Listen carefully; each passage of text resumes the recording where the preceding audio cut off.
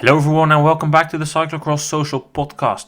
With me here today to talk about all the national championships of Europe are Twan. Hello. And Issam. Hey everybody.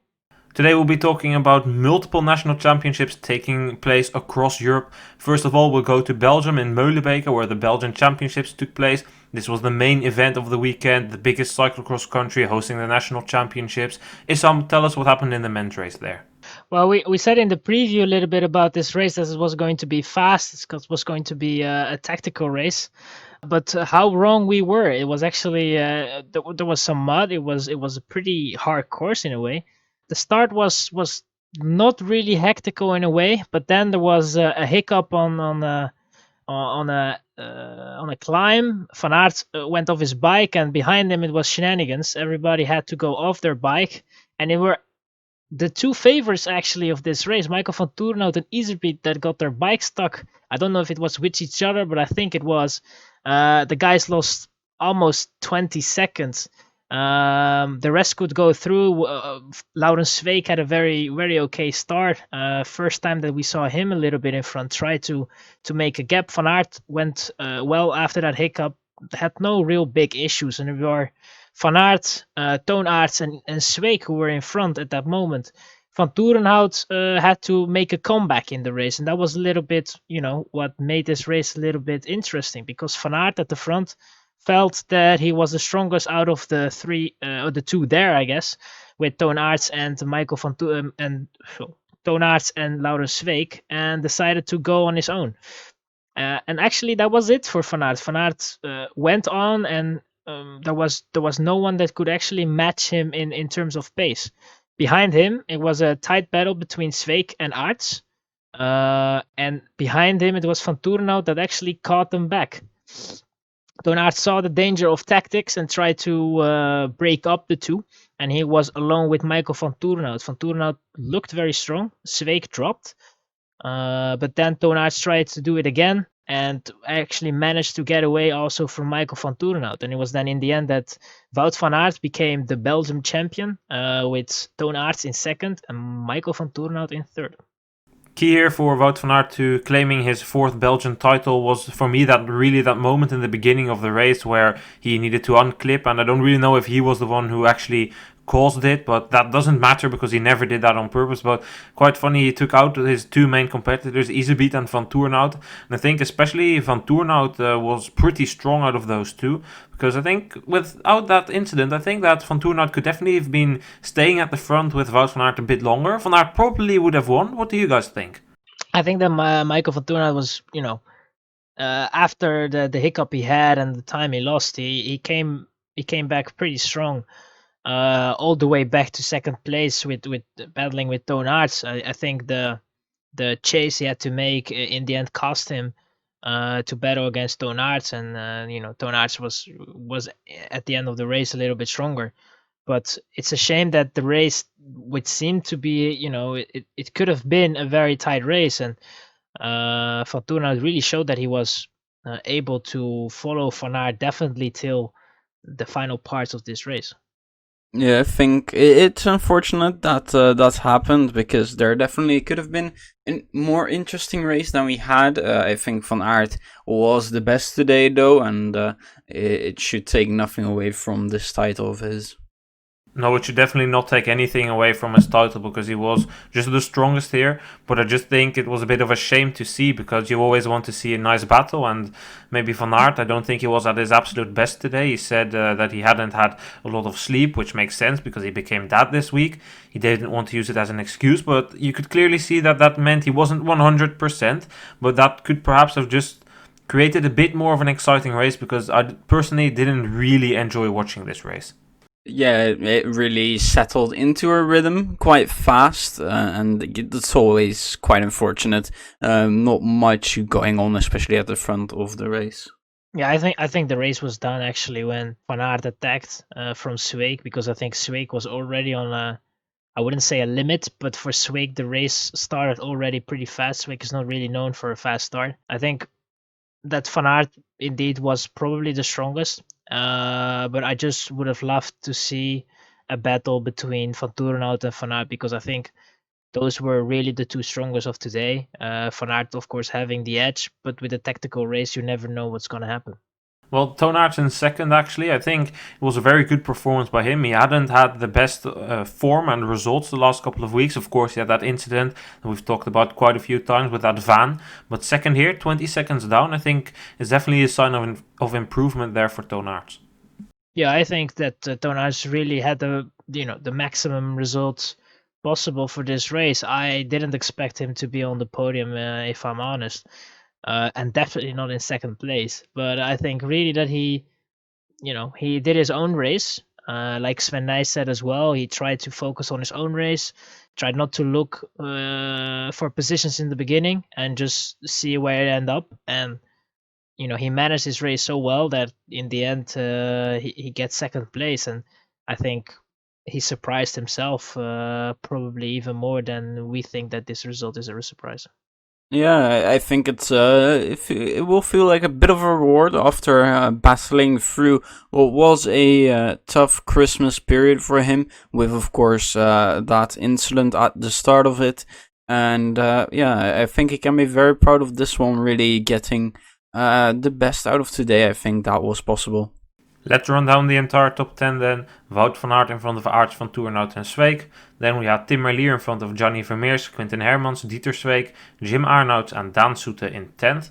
Let's go to talk about Tim Merlier. We've been quite critical about him at some points in our podcast because I think that was fair. He wasn't getting the results at that point, but 5th here at the Belgian Championships definitely shows that we've maybe been a bit too premature in our conclusions about him and the cyclocross career, because 5th at the Belgian Championships, it's very good. Yeah, I think it's important to say that, of course, he shouldn't just quit cyclocross if he gets a few more disappointing results. But yeah, this was a very good performance. I would love to see a few more of these before I'm going to be too positive about it, because I think it's important to show that it is actually more than just one good day in the season, which at this point it might still be, but definitely a good race. I think it's an okay race. It's still 2 minutes behind Wout van Aert. Of course, we're missing, of course, Iserbyt. That should have been if he had a good race in front of Tim Merlier. And I definitely think that there were people behind him that should have been in front of him. I think Vermeers and Hermans a quite disappointing championship for them, I guess. For Merlier, this is actually not really bad, I have to say, especially if you should consider the fact where he's putting his focus on right now. I think he's quite happy with a top 5 in a Belgian championship. I think it's definitely fair to say that some riders here didn't live up to the expectations, as you mentioned. But on the other hand, you need to be there if the others have a bit of a bad day or mess some things up. And I think 5th definitely shouldn't be underestimated, because yes, he's now beating some guys who might have been better on paper. But on the other hand, the last couple of weeks he was really far down in the results, like in the back end of the top 20. And that's definitely 5th or the back end of the top 20. Even though there are some Dutch guys missing, it's still an improvement. Well, some guys who didn't have the best day out there were the guys of Pauwelsauze. They were openly criticized live on Belgian TV by their trainer, Gianni Meersman. First of all, he was criticizing Sweeck because Sweeck, he didn't play the team role enough according to him. He was pulling when Wout van Aert was in his wheel, and according to Meersman, he should just have dropped the pace and either hold up Van Aert or just sit in the wheel. What do you guys think about that? Some guys that definitely didn't have the best days here as well were the guys from Pauwelsauze. They were openly criticized on the live TV broadcast by Gianni Meersman. They, one, said that Eli Iserbyt shouldn't have quit that early, and 2, the team tactics were criticized as well, saying that Sweeck should have stopped pulling when he was up front with Van Aert to make it possible for Van Toornout to come back. What do we guys think about this? I have to say that when I saw in the first lap Sweeck in front, while we knew, of course, what happened to Van Toornout and Iserbyt, your 2 leaders. Of course, Sweeck is also a leader, the former Belgian champion, so I can really understand that he was thinking that it was his moment. But I definitely think that he didn't do enough to try and control the race a little bit. However, I don't think that it would have changed the results. It would have made it easier for Van Toornout to come back and maybe get that second place for sure. But Van Toerenhout had to use a lot of energy anyways, so he would have been, his chances would have really shrunk going against a Van Aert. I think it's also something we need to go into. The Paulshausen team hasn't really had the best tactics throughout the entirety of the season. We have seen plenty of situations where Iserbyt screwed over one of the other two guys by starting to pull when they were behind a little bit. So I think it's very harsh to all of a sudden start criticizing Zweek for riding his own race, which has basically been what Iserbyt has been doing all season, pretty much. And yeah, I think that's quite harsh. Well, I think it's a bit harsh as well because, yes, Zweek could potentially have not pulled, but then Van Aert would have done, and then Van Toerenhout would still have been behind. And it's not really a parcours where Zweek could have just parked the bus and made sure that all of a sudden Van Toerenhout came back from that 30 seconds down. Don't forget, there were a lot of riders in between as well. Someone who was also criticized by Meersman was Eli Iserbyt. He stepped out of the race, and if I'm going to be really honest, I find this pretty weak. He said, I was in the background, that's not the place where I belong, and I lost the motivation, so I pulled out. For me, that's not the intention you should be coming with to a Belgian championship. Of course, yes, he says my form wasn't good enough, but if you're saying before the race I shouldn't be hampered too much, I've trained properly, then you shouldn't pull out because your form is not good enough. If your form is not good enough and you know it before, don't come to the race. Go training or do something else. Don't come to the race, and if you're not in the position where you want to be, pull out. That's just not how racing works for me. Yeah, and I think when I first saw that he DNF'd, I figured it would be something to do with not being able to win anyway. So then feeling something of the injury again, and that's why he pulled out. But hearing that there is no injury concern here, it's just weak. It's just weak. It's not the kind of thing you should be doing as a true professional, and this is not the type of stuff you make your sponsors very happy with, I would imagine. Well, yeah, of course, we don't know what the intentions were before the championship, if he was forced by the sponsors to do it, or maybe he wasn't really feeling for it and had to do it anyway. However, I think that if you're going into a race, like you said, it's you're going into a race, especially a championship, to try and win it. And even though you're not able to win that race, you will try to finish as high as possible. And I think he lacked that motivation today, and yeah, that probably shows as well that he is not really feeling comfortable with what is going on right now. And the situation is of course not helping. When your own team, your trainer goes on television and says that he's not happy about your way of dropping out of the race.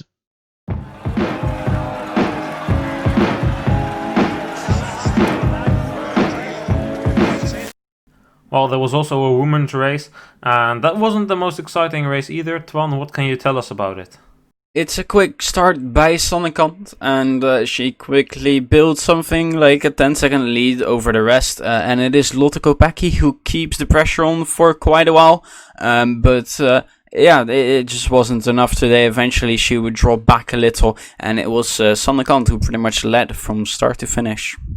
There's not really a lot we can say here. Big gaps. Cant claiming her 12th national title in a row. Not really much to do against her here once again. However, I must say Lotte Kopecky did a good job. Kept the pressure on consistently. But I think in terms of pure performance, I think Kopecky might have been able to follow Cant, but you could just see that Kopecky was missing the technique, and that cost her a lot of seconds every lap. And I think if she could improve on that, she could perhaps be a threat to Cant in the future. Yeah, I think Kopecky is really a strong woman, and the technique really hampered her in a way. I was a little surprised by Cant's fast approach of this race. They're really trying to make the race as hard as possible for everybody and try to make a gap so early in the race. And I actually expected her to feel that later on in the race, especially because you could see that Kopecky was following her pretty well.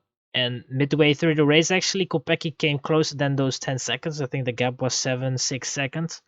But you could just see that the experience of Cant and the technique of Cant really made it very hard for Kopecky to follow Cant, and in the end Cant just saw their class. Yeah, I think for Belgian cycling, it will be interesting to see if they can keep Lotte Kopecky in the field, because I think with a few more of these winters under her belt, she can make a push to some place they would want to be, and it could definitely get interesting maybe next year already for the Belgian national title. Well, I think Belgium also needs something like this, because if you look at the top 10 here, I'll run you through: Cant, Kopecky, Frank, then Verdonschot, Van Looy, Truide, Sels, Verhoeven, Krabbe and Verheestraten. If you look at that, it's not the real top 10 that is over flooded with quality and talent. It's mostly riders of around 30 years old. There's not really a lot in it anymore. Of course, Marta Truide is 22 and Suzanne Verhoeven is 25 and Kiona Krabbe is 20. But look at the gaps. They are all more than almost 3 or 4 minutes down. I mean, Belgium, it's known for a long time that there isn't the most amount of talent coming through, but this once again shows it, and someone like Lotte Kopecky might just be able to do something against that. Yeah, I think that's true, and I think that the Belgium the head of the Belgium national teams know that there is an issue there. They're trying to fix that in a way, but I think for Kopecky the problem now is the fact that she's focusing on the Olympics on track, and of course the classics on the road, because that's her main focus for the moment.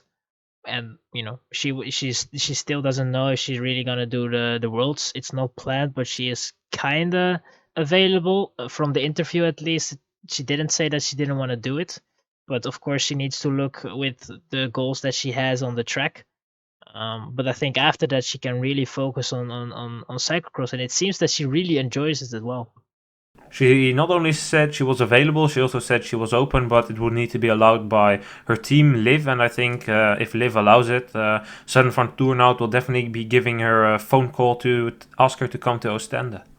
Yeah, I think that should really be the only obstacle. There is no way that as the national team coach you don't select her. She's clearly one of the best of the country. So.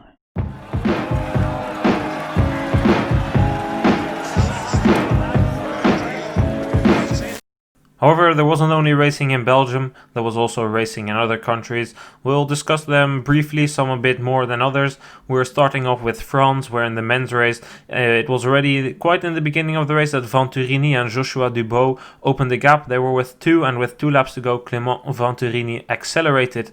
However, that was enough for Venturini to claim another French title in front of Joshua Dubois and David Menu. Not really a lot to say here. Venturini was the expected winner here in France.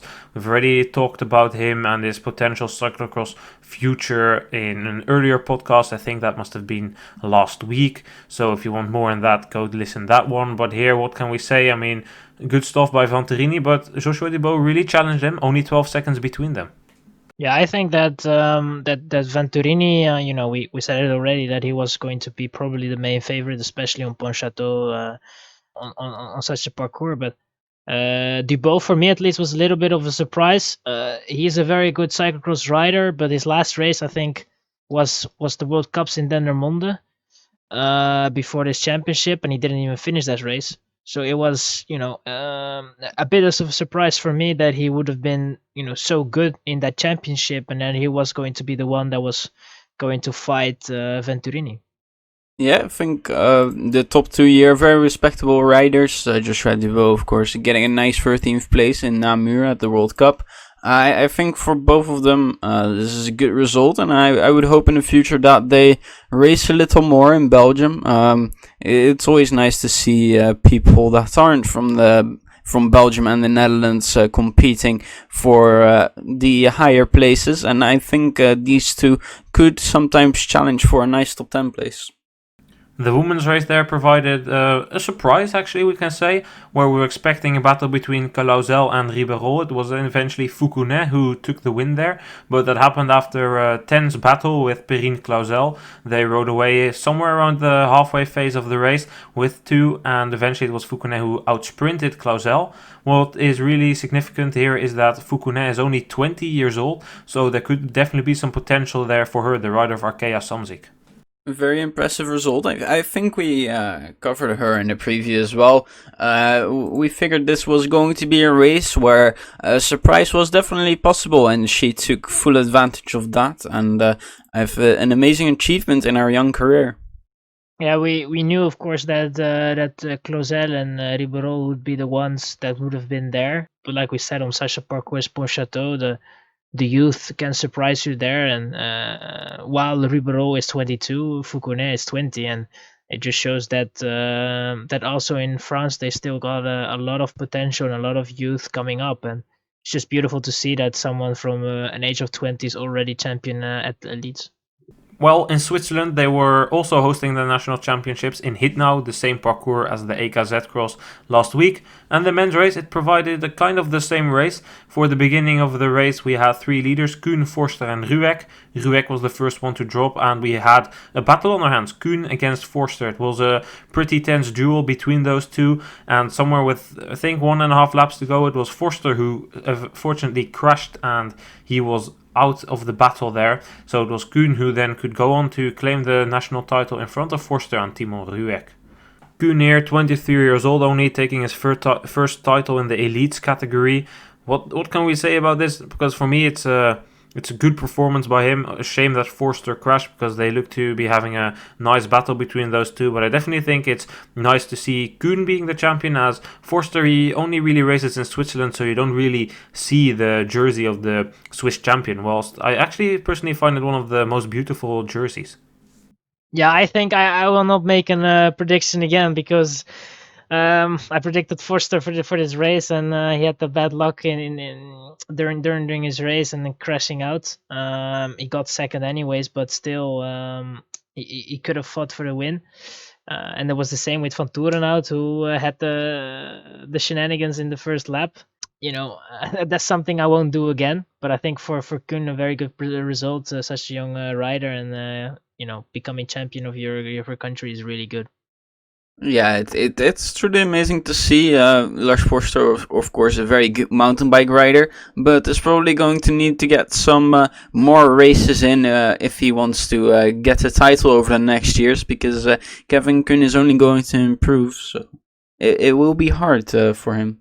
About the women's race, we can't really say a lot. It was Nicole Koller who opened the gap immediately from the start, winning with 2 minutes and 12 seconds in advantage over Gina Baromi in the end, and Charine Fraginaire got third there. I mean, for Koller, the same goes as for Kuhn. Only 24 years old, so definitely a very talented rider there who has some potential to get some good results in the Belgium and the Netherlands a bit later on in her career. But not really a lot we can say about it.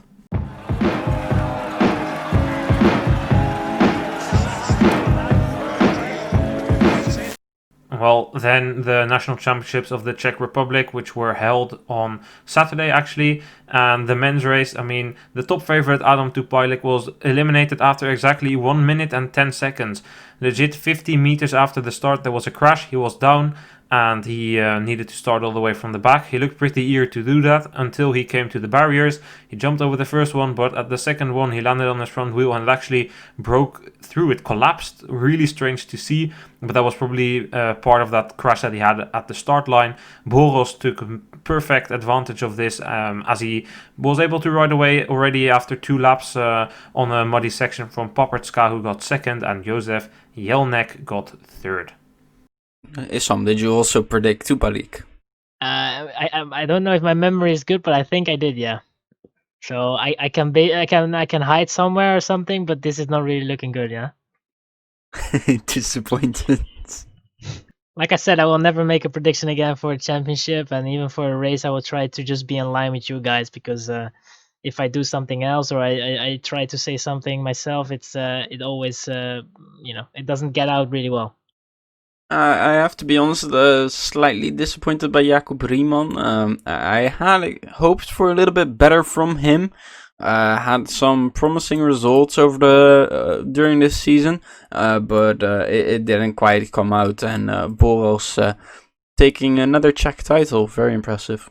Women's race there, once again, not really anything to say. Havlikova led from start to finish and took the win. Another title for her, just as expected. Let's go on to a championship that we actually do have something to say about. In the men's race, it was Giole Bertolini who outsprinted Dorigoni for the win. And can I just remind you guys who predicted Bertolini to win? Yeah, I think I don't know. I don't think anyone did. So let's move on. Oh, let's move on to the women's race where it was Arzoufi who won. Who predicted Arzoufi to win? Let's move on to the next country, yeah? No, we should definitely pay some attention to this, to Arzoufi, because it kind of came as a surprise for most of the people. I mean, Lechner only third. I mean, even I didn't expect that. I expected Arzoufi to win, but I expected Lechner to be closer. Arzoufi finally getting a national title here. I think it's very well deserved for her because she's been second so many times. Yeah, this of course not exactly being her best season, but Lechner of course also getting a little older, and Arzoufi able to take advantage of it and getting a nice national title, the Tricolore.